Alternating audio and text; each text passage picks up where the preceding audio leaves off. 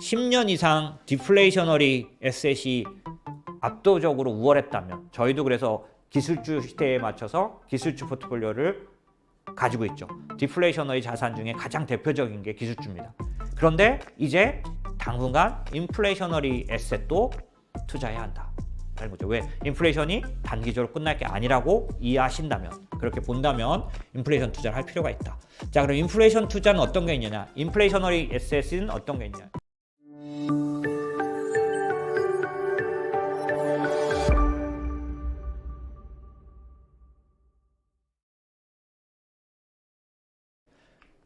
자, 세 번째, 과거와는 다르게 투자해야 될 거가 있다면 어떤 걸까라는 겁니다. 이건 뭐냐면 항상 OECD 경기 선행지수, 그러니까 CLI라는 게 있어요. Composite Leading Index라는 건데, 이거 뭐냐면은 그 여러 가지 변수들을 통해서 그 경기를 측정하는 거예요. OECD가 내놓습니다. 이 경기 선행지수가 고점을 형성한 걸로 보이는 징후들이 보이기 시작하는 거죠.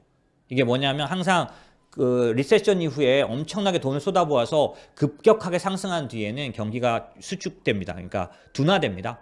지금 이때도 과거 지난번에 2009년도에 양적 완화가 있었죠. 10년, 11년, 12년 있었는데 그때도 이렇게 CLI는 3번이나 수축됐어요.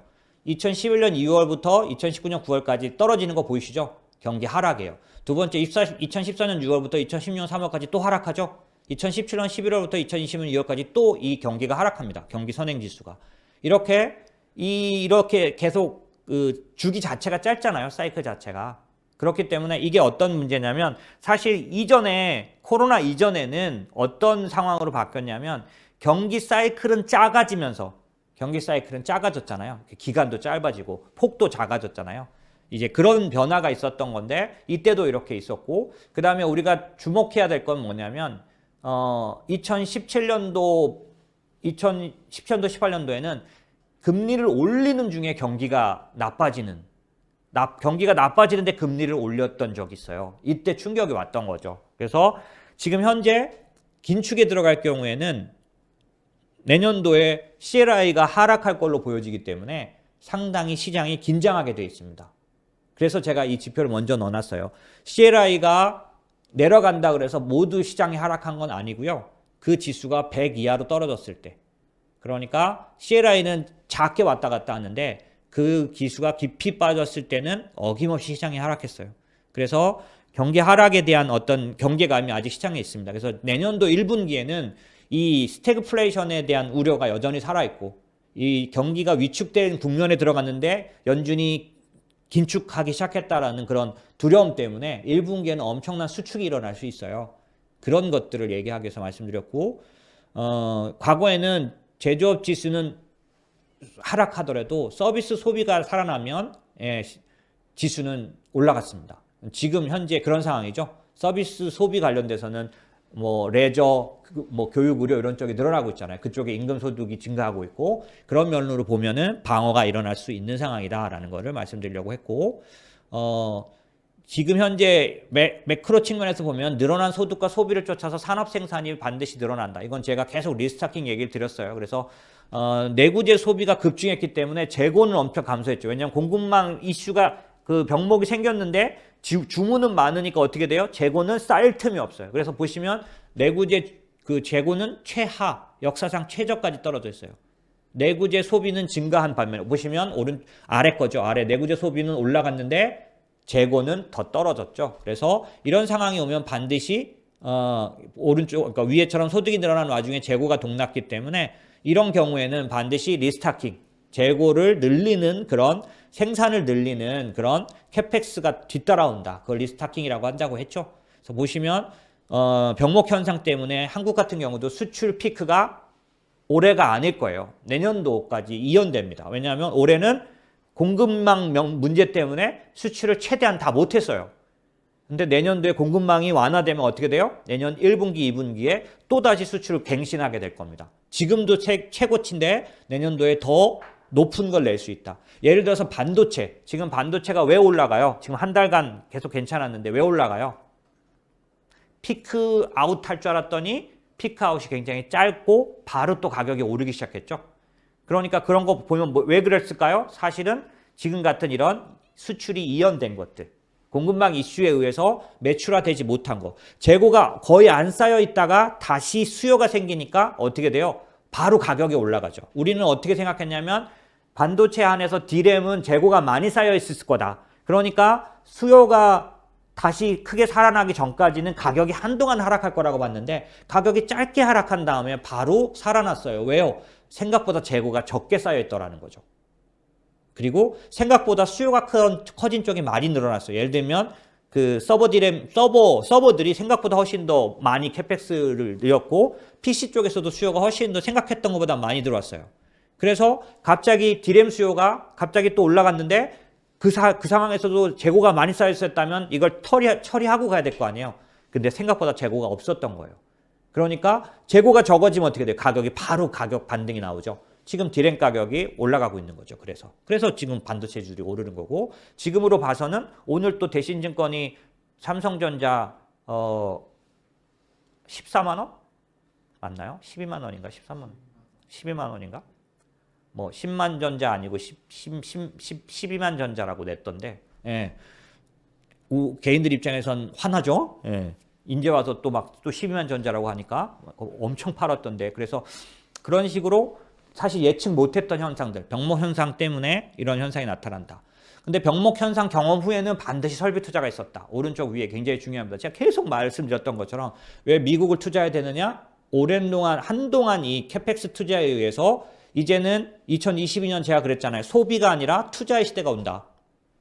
2021년도는 소비가 살아있다는 걸로 미국 시장이 어닝 서프라이즈가 나왔지만 이제 2022년도는 소비가 아니라 캐펙스 투자에 의해서 서프라이즈가 나온다. 이 얘기 드렸었잖아요. 그래서 기본적으로 현상 지금 현재 나타나고 있고 밑에 보시면 설비 투자가 늘거나 가격이 오르거나 둘 중 하나 해야 된다. 이게 무슨 말이냐면 이거는 이제 저희가 원자재에 대해서 어떤 의견을 가질 거냐. 특별히 유가 관련해서 여러분은 다 어떻게 생각하시는 거죠? 저는 유가가 상당 부분 계속 좋을 거라고 보는데 이유가 뭐냐면 신재생 에너지가 되려면 현재까지는 원유가 필요해요. 그런데 원유 업체들이 캐펙스를 안 하죠. 왜냐하면 ESG 때문에 원유 자체에다가 캐펙스를 하면 점수가 깎여요. 투자를 잃어버려요. 그러니까 만약에 수요가 있는데 수요를 달성하려면 둘 중에 하나는 해야 되는 거예요. 하나는 설비 투자를 해서 더 만들거나 두 번째는 안 만드니까 가격이 오를 수밖에 없는 거죠. 그래서 유가는 기본적으로 70%에서 80불대 이상 있을 거라고 저는 보는 쪽이에요. 그래서 MLP라 그래서 유가가 60불 이상이기만 하면 배당을 6% 7% 받을 수 있는 상품을 제가 저희 인모스에다 런칭해놓고 아직도 제가 이걸 못하고 있는 이유가 이 유가에 대해서는 사실 변동성이 있을 수 있기 때문에 지켜보는 중이고 어쨌든 저는 유가에 대한 그런 의견을 갖고 있습니다. 그런 것처럼 설비 투자가 늘거나 가격이 오르거나 둘 중에 하나는 하게 된다. 이게 뭐예요? 그린플레이션이라고 하는 거죠. 딜레마죠. 그 다음에 미국의 경기 부양은 피크아웃 됐지만 통화정책은 피크아웃 됐지만 재정정책은 아직 많이 남아있다. 그래서 아직 바이든의 마지막 그 사회 관련된 인프라 정책도 아직 통과 못했죠. 그래서 내년도에는 특별히 상반기에는 중간선거 때문에 위축될 수 있는데 하반기에는 아마 미친 듯이 쓸 겁니다. 그래서 제가 생각하기에는 기본적으로 미국은 재정정책에 의한 상승 충분히 기대할 수 있다. 자, 이제부터 본론입니다. 2010년대와 2020년대가 좀 달라진 것 같아요. 똑같이 이제 기술의 시대지만 약간 다릅니다. 통화정책이 아니라 지금은 재정정책에 의해서 움직이는 큰 정부 시대다. 두 번째는 이거 좀 중요합니다. 사실상 지금까지는 무형자산에 투자한 기업들만 실적이 좋아지고 가격이 좋아졌어요. 그런데 앞으로 1년, 2년, 3년 정도는 유형자산 투자가 더 우월할 것 같다. 그러니까 무형자산은 그래서 소용없는 게 아니라 무형자산 투자하는 기업을 우리가 투자하지만 유형자산 기업도 투자해야 되는 시대가 온 거예요. 왜? 미국의 유형자산 투자가 근 10여 년간 없었습니다. 근데 유형자산 투자라는 게 뭐라고요? 아까 무형자산 투자는 우리가 아는 기술기업들이 하는 투자들이에요. 지적재산권 관련된 그런 투자들이죠. 유형자산 뭐예요? 캐펙스. 다 유형자산 투자예요. 그래서 유형자산 관련된 투자를 저희가 해야 된다. 저희는 그래서 인모스트는 50대 50인데 지금 사실 유형 캐펙스 관련된 그래서 유형 자산 관련된 포트폴리오 상당 부분 갖고 있습니다. 그래서 그런 거, 그 다음에 팡이나 스마트폰이 인프라, 전기차, 자율주행으로 바뀐 거, 금융자산이 근로소득으로 바뀌는 거, 그 다음에 생산성 현상 문제. 밑에 있는 게 제 상당한 중요한 이제 그 주장입니다. 10년 이상 디플레이셔너리 에셋이 압도적으로 우월했다면 저희도 그래서 기술주 시대에 맞춰서 기술주 포트폴리오를 가지고 있죠. 디플레이셔너리 자산 중에 가장 대표적인 게 기술주입니다. 그런데 이제 당분간 인플레이셔너리 에셋도 투자해야 한다라는 거죠. 왜? 인플레이션이 단기적으로 끝날 게 아니라고 이해하신다면, 그렇게 본다면 인플레이션 투자를 할 필요가 있다. 자, 그럼 인플레이션 투자는 어떤 게 있느냐? 인플레이셔너리 에셋은 어떤 게 있느냐? 여기 보시면 인플레이션 시대에 시크리컬 밸류 섹터를 어떤 게 있느냐? 인플레이션과 같이 움직이는 그런 투자는 보시는 것처럼 머티리얼, 인더스트리얼, 에너지. 이게 S&P 500보다 아웃퍼폼합니다. 산업재, 소재, 에너지. 그래서 실제로 저는 산업재, 소재 투자해야 된다고 봅니다. 그렇게 보고 있고요. 그 다음 이제 S&P 500보다 언더하죠. 컨슈머 디스크셔너리, 경기 소비재, 금융, 컨슈머 스테이플스, 필수 소비재, 테크놀로지 뭐 이거 다 밑에 있잖아요. 그렇죠? 그래서 현재는 지금 연준이 긴축 빨리 할 수도 있고 강하게 할 수도 있고 이런 것 때문에 시장이 바짝 졸았기 때문에 헬스케어, 유틸리티, 텔레콤이 오릅니다. 이거 뭐예요? 경기 방어제만 지금 많이 오르고 있어요. 하지만 곧 긴장은 풀어집니다. 내년 1분기까지는 사실은 계속해서 긴축의 이슈 때문에 기술주가 흔들리고 여러 가지 문제가 있겠지만은 결국에는 시장이 지금 제가 말씀드렸던 반복된 역사를 반영하게 될 겁니다. 자, 인플레이션이 그동안도 계속해서 꺼지지 않는다면 인플레이셔너리 에셋은 올라가게 되겠죠. 섹터별로 주가 상대 강도를 보면 기대 인플레이션과 상관관계가 제일 높은 거 에너지, 소재, 금융, 산업재 등입니다.